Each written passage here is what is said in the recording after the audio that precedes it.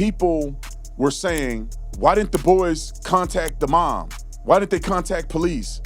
Why didn't they contact authorities? Why did mama have to find out her kid was missing? Here's evidence that Warren was first thing he did when he thought anything was afoot, when he was worried about Nolan not coming home, and he was doing his due diligence and calling and communicating with people trying to find out where Nolan's at. First person he called was who? Nolan's mother. Let me tell you guys something real quick. The stakes right now could not be higher. We finally have a president and an administration fighting for America first.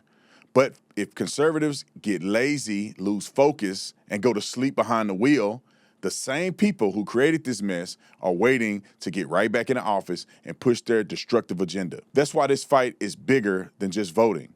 It's about where you spend your money. And that's why more people I know are switching to Patriot Mobile. Patriot Mobile is America's only Christian conservative wireless provider. They give you premium priority nationwide service on all 3 major U.S. networks. Unlimited data plans, mobile hotspots, international roaming, and 100% U.S.-based customer service. So you can switch in just a few minutes while keeping the same phone and also the same number. But here's the biggest thing. Patriot Mobile puts your money towards causes defending faith, family, and freedom. They're not just talking about saving America. They're putting their business behind the fight. So all you got to do is go to patriotmobile.com/Tatum or call 972-PATRIOT. Use promo code Tatum for 1 free month of service. Benjamin Crump. For everybody that said Benjamin Crump wants to get to the bottom of this, he really cares about Nolan Wells' family, I'm telling you guys, they do not care. It's just a money grab. How do you know, Mr. Tatum? Well, then why, when we reached out to Benjamin Crump, that they didn't respond to us or they made some lame response after our 4th attempt to talk to him? Here's the email. This is the first time we reached out to Benjamin Crump. You can look at the email there, and you know exactly that we reached out to his team. We gave a generic media outreach where we put the information in there and say, hey, we would love to have an open dialogue. We value the conversation. Here's something that we want to know from his perspective what he has, and we wanted to deliver what we have to him. All right, we did that the first time. Here's the second time. 5 days later. 5 days later, here's the next one.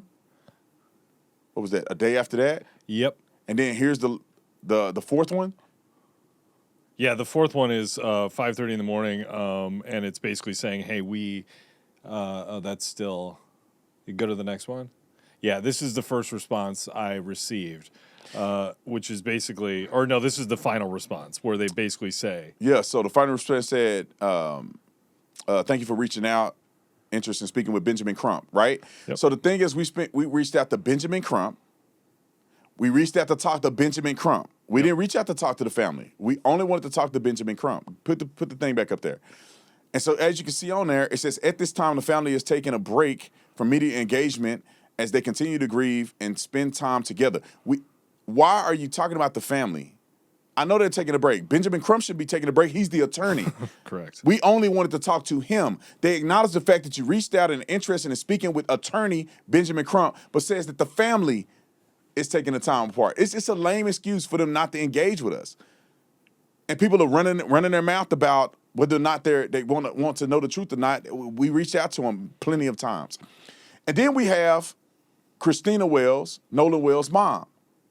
Now, I want to put this in perspective because people were saying, why didn't the boys contact the mom? Why didn't they contact police? Why didn't they contact authorities? Why did mama have to find out her kid was missing?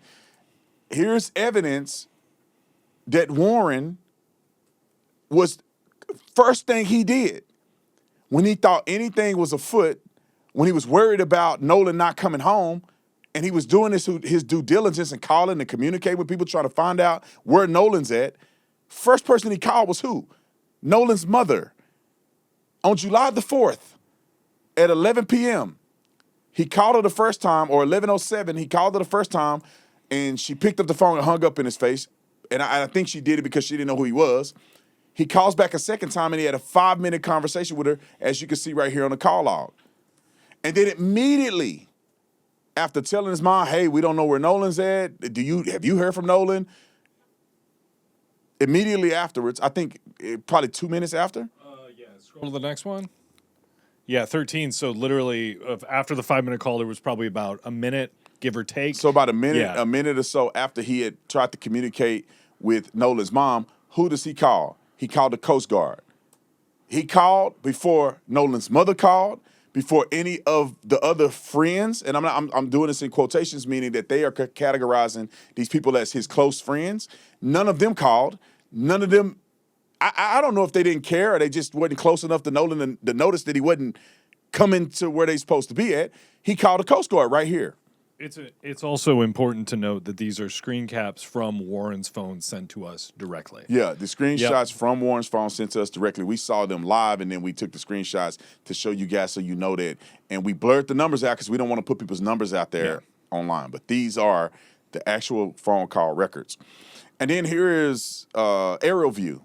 People were saying this was a secluded island. Benjamin Crump them came out and act like this was, and I know for a fact, all of you guys that are listening, I know when you first heard this, I know you were thinking the same thing I was thinking. I thought they went out to a secluded island. Yep. He said he went out with white boys, his 4 friends or so, and he didn't come home.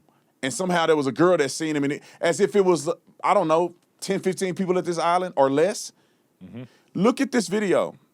This was sent to us by a pilot who rode over the island and took a picture and captured it.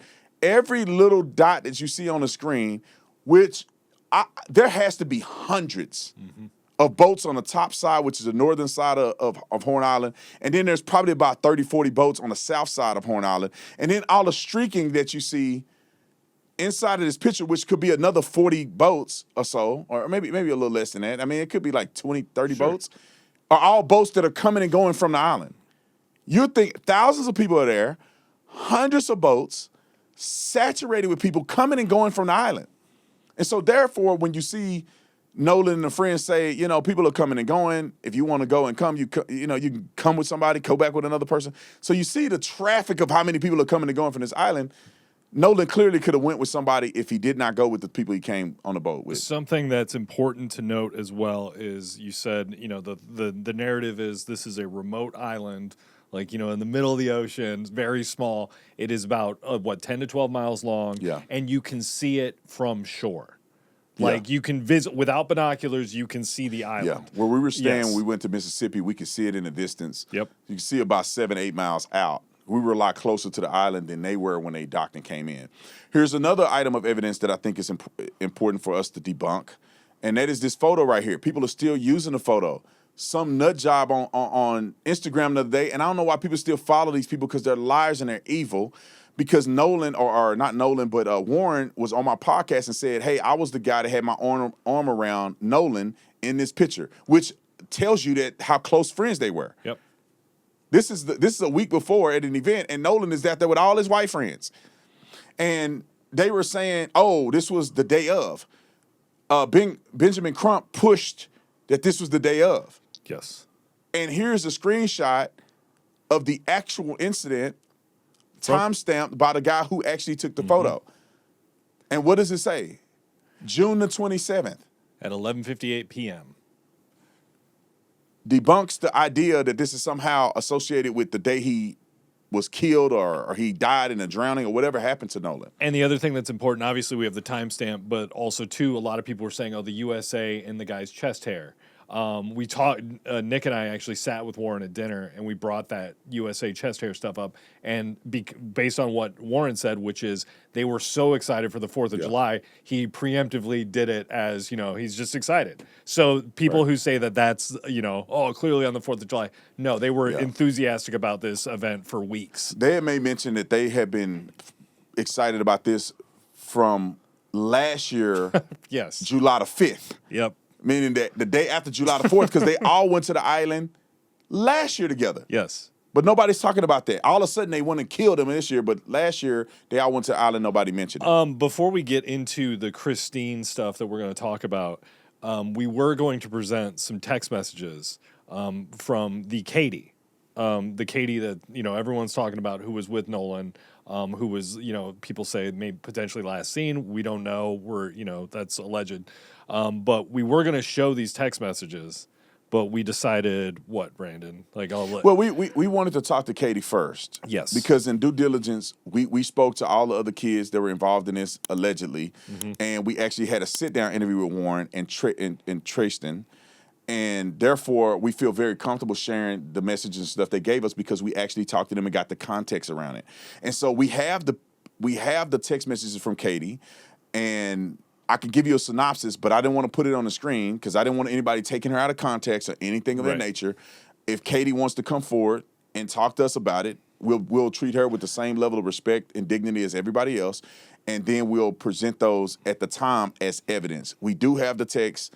I will tell you what the text say, in a synopsis, but I don't want to put her text and stuff out there without talking to her first and giving her the opportunity to present as much context as she needs. And because I think it's not going to be as thorough if we just put it up on the screen, and she may have tons more information about it. So Katie, if you're watching this, anybody that know Katie, we will treat you with the same level of respect and dignity as we did everybody else. Be cognizant of interviewing you, and if you have a lawyer or something, we'll consult and do everything to make sure that we protect you and protect anybody that you may mention so nobody gets sued and none of the other stuff. So, Katie, you can reach out to us at tips@theofficertatum.com, tips@theofficertatum.com. I think we got a phone number or something like that. You can text us on our phone line, 480-788-1858. Perfect. All right, let's get to... Christine said that no one had reached out to her from the boys or the family. That's right. Christine, which is Nolan's mother, said, and we got evidence of her saying this. Yes. She said, and this is the part that bothers me because I don't know if she intentionally did this in a malicious way, which will make me lose a tremendous amount of respect for her, or are these hood knuckle-dragging thugs who are siphoning money out the black community, leveraging young brothers' deaths, convinced her to say this in order to push a narrative. Let me show you why I say this. And I'm not saying which one is right, but this is why our question is. Roll the clip. We've heard different accounts of how long he's known them, and I was wondering also if you folks have spoken to those families since they lawyered up. High school friends. Is when we found out. Yeah. Yeah. Say that second part again. Have they talked to the families? No. I haven't spoken. Last question. They haven't spoken to the family. That's it. So she gets on there and she says they haven't spoken to the family or did anything like that, alluding to the fact that as if the family haven't tried to communicate with her since you lowered up, meaning that they lowered up and they haven't heard any contact from the family.